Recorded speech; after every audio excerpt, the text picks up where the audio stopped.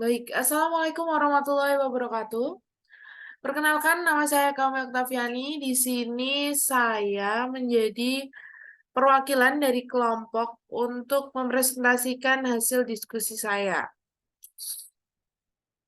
Pertama-tama saya akan memperkenalkan eh, anggota dari kelompok saya. Ada M. Didik Firmansyah, Ulitana Dazila Irawan, dan saya sendiri Kamil Oktaviani. Lalu ada Maina. Di sini kami akan membahas berkenaan tentang buku atau The Secret Letter melalui gaya bahasanya. Nah, pertama-tama kita akan mengenal di latar belakang itu adalah penulis dari novel tersebut, ada Nathalie Hawthorne, itu lahir 1804, wafat 1864, adalah seorang sastrawan kebangsaan Amerika yang sangat terkenal hidup di era romantisme. Salah satu contoh novel yang terkenal adalah The Secret Letter, yang membahas percintaan terlarang antara istri dokter yang kesepian bernama Hester Prynne dengan seorang pendeta gereja Puritina yang terhormat, yaitu Arthur. Akibat dari skandal ini, Hester melahirkan seorang putri cantik yang bernama Pearl. Sebagai hukuman atas perbuatan itu, Hester diharuskan memakai tanda The Secret Letter atau huruf E yang berarti adulterer pada dadanya sepanjang hidup.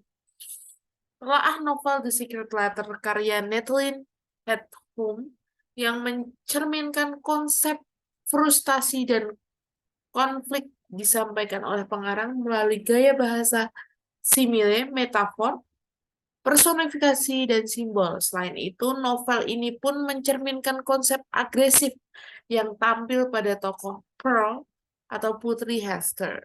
Nah, rumusan masalahnya ini kami punya apa yang dimaksud dengan gaya bahasa, apa saja contoh penerapannya pada novel The Secret Letter.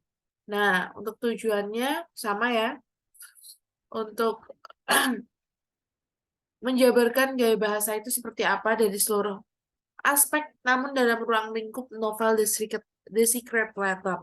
Terus, yang kedua juga menjelaskan contoh kutipan penerapan gaya bahasa pada novel The Secret Letter.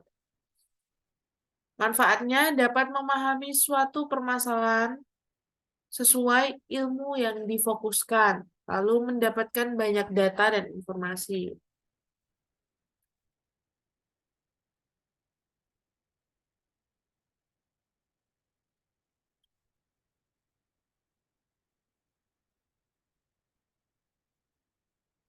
Nathalie Hawthorne adalah seorang sastrawan kebangsaan Amerika yang terkenal hidup di era romantisme. Nah, kebanyakan karya-karya beliau itu bergelut dengan kelemahan manusia yang berkonflik serta ketidakmampuan pengendalian nafsu dan norma-norma yang terdapat di dalam masyarakat.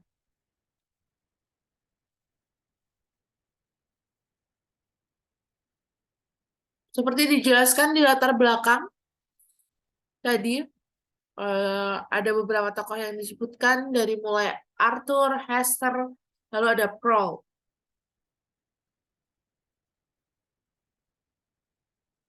Gaya bahasa mencakup berbagai fitur bahasa antara lain metafor, simile, antitesis, hiperbola, terus ada paradoks.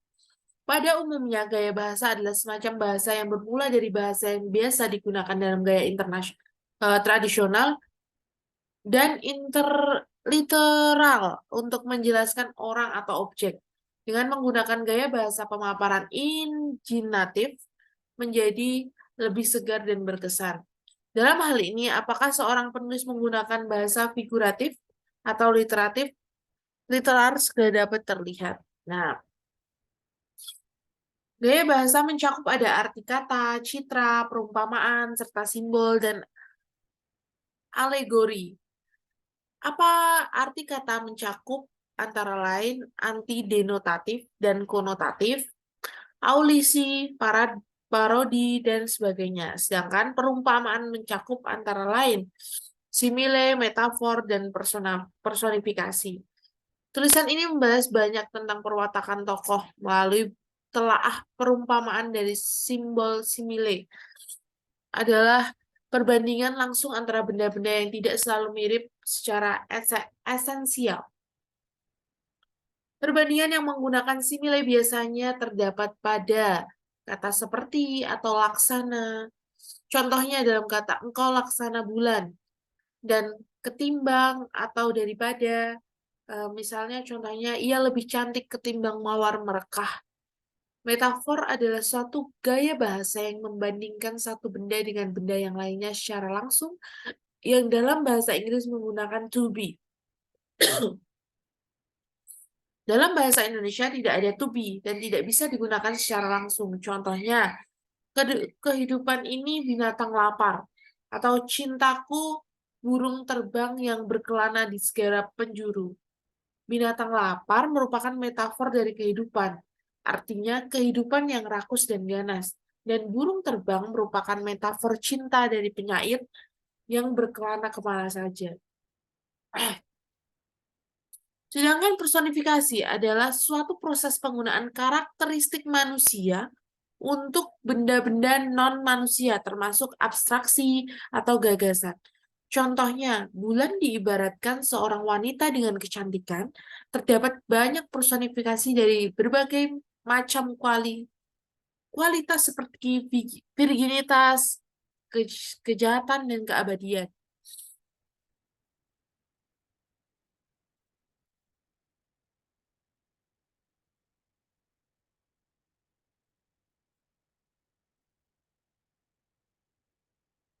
Dalam novel ini terdapat istilah frustasi. Dia memiliki konotasi berbeda di kehidupan sehari-hari.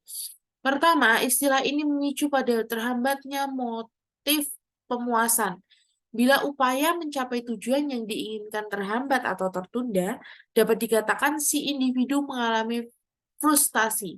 Istilah ini dapat pula digunakan untuk menjelaskan kondisi emosional yang tidak nyaman yang berasal dari hambatannya suatu keinginan frustasi.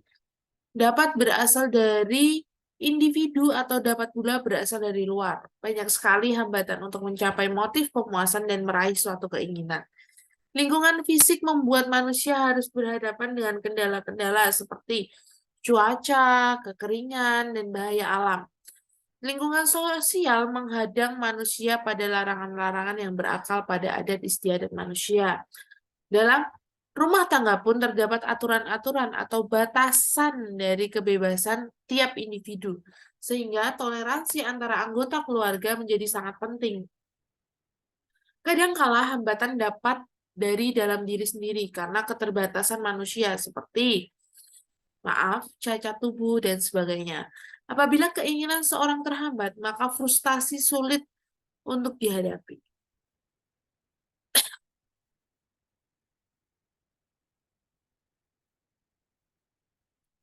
Selanjutnya ada kegelisahan dan ketegangan pada anak-anak. Ternyata ini melahirkan rasa yang tidak bahagia yang ditandai dengan sikap merintih, menahan nafas dalam-dalam, mengeluh, menghisap jempol, atau menggigit jari. Pada orang dewasa, perasaan gelisah dan ketegangan sebagai manifest frustasi menampilkan sikap seperti gemetar, menggigit jari, merokok, mengunyah permen karet sebagai upaya mengurangi kegelisahan dan ketegangan. Lalu selanjutnya kita ke agresi dan apatis. Ada perasaan marah yang terkait erat dengan keterangan, ketegangan atau kegelisahan dan dapat menjurus pada perusakan dan penyerangan. Agresi dapat berbentuk langsung dan pengalihan. Nah, kalau agresi langsung adalah agresi yang diungkapkan secara langsung kepada seorang atau objek yang merupakan sumber frustasi. Bagi orang dewasa, agresi semacam ini biasanya bentuk verbal ketimbang fisikal sih. Korban yang bersinggungan secara memberi respon. Nah, untuk agresi yang agresi ini yang dialihkan menjadi bila seorang mengalami frustasi namun tidak dapat mengungkapkannya secara memuaskan kepada sumber frustasi tersebut, maka tidak jelas dan tidak tersentuh. Si pelaku tidak mengetahui kemana ia harus menyerang, sedangkan ia sangat marah membutuhkan objek untuk melampiaskan. Penyerangan kadang-kadang tertuju pada orang yang amat sama sekali tidak bersalah atau menjadi kambing hitam. Nah, apatis itu seperti itu.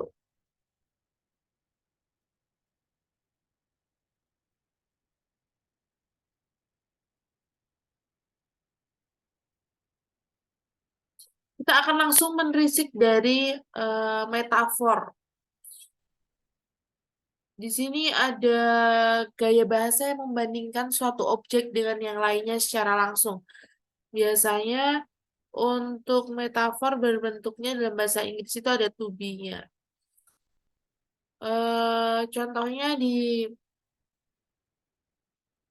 novel itu ada the figure of speech with complain one to another distract.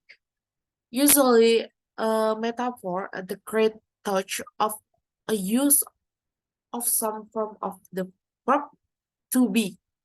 Or interesting in FMY, life is a hungry animal. Hungry animal has become the metaphor for a life. If a boat reads, my love is a bird playing in a distraction. The bird has come to metaphor of the pot love. Salah seorang tokoh dalam novel The Secret Letter adalah seorang anak perempuan yang cantik bernama Pearl, yang perwatakannya mencerminkan konsep agresif sebagai akibat dari perlakuan warga terhadap dirinya sebagai anak dari seorang pemerkosa atau Hester Britney. Pernikahan konsep agresi disampaikan melalui gaya bahasa metafor dengan kutipan dicetak miring.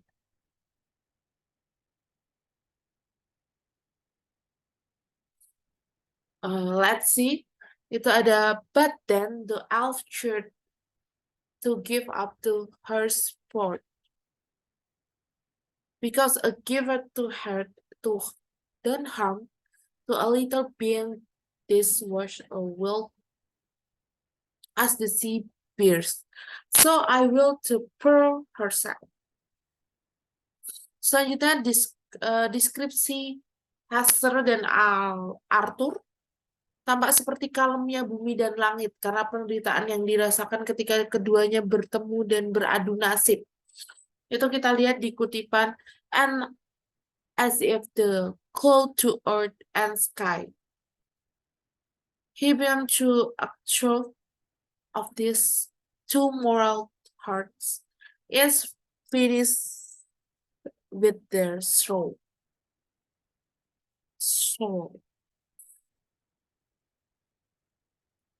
Jadi setelah pembahasan mengenai metafor merupakan cerminan ternyata dari agresi yang dialami oleh tokoh Pearl, putri dari Hester, sebagai akibat perlakuan orang di sekitarnya terhadap dirinya yang ia harus menerima beban dari sang ibu.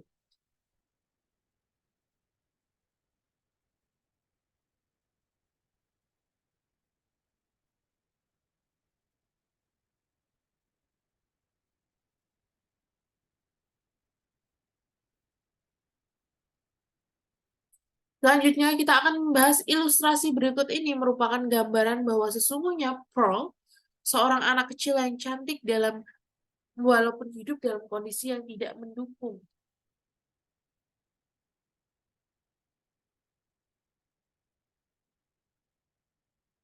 Kata-kata berikut ini disampaikan oleh Pearl ketika ia menikmati keindahan taman yang dipenuhi bunga-bunga terletak di gedung gubernur yang tampak lebih indah daripada di hutan.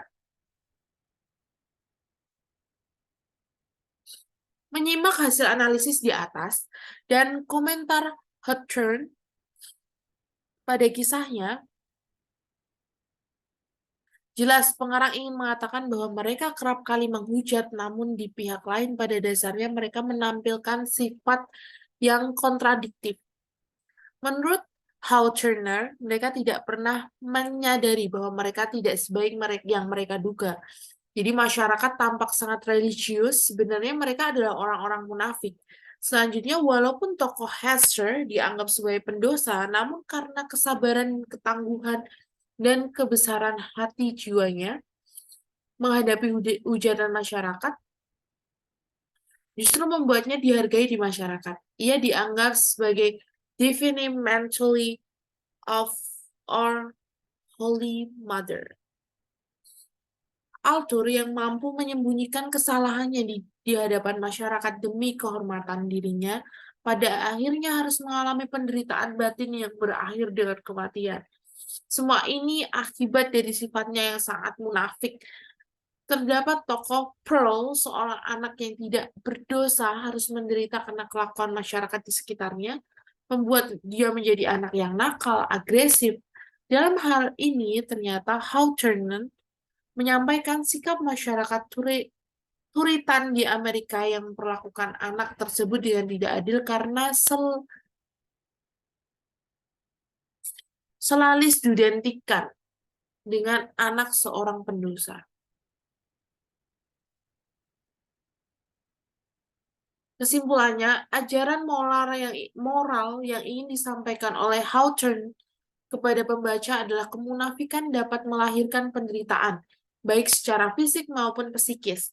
Hester adalah seorang manusia biasa yang tidak terlepas dari perbuatan salah, tapi tidak selayaknya ia harus menerima beban diri seorang diri. Ia mengalami perlakuan yang sangat buruk dari masyarakat dan lingkungan, sementara kekasihnya, seorang pendeta yang terhormat, terlepas dari beban tersebut.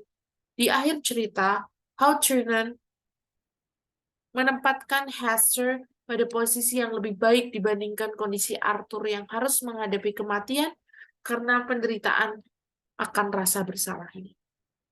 Sekian dari kelompok kami. Apabila ada kekurangan, kami mohon maaf. Wabillahi taufiq wal hidayah. Wassalamualaikum warahmatullahi wabarakatuh.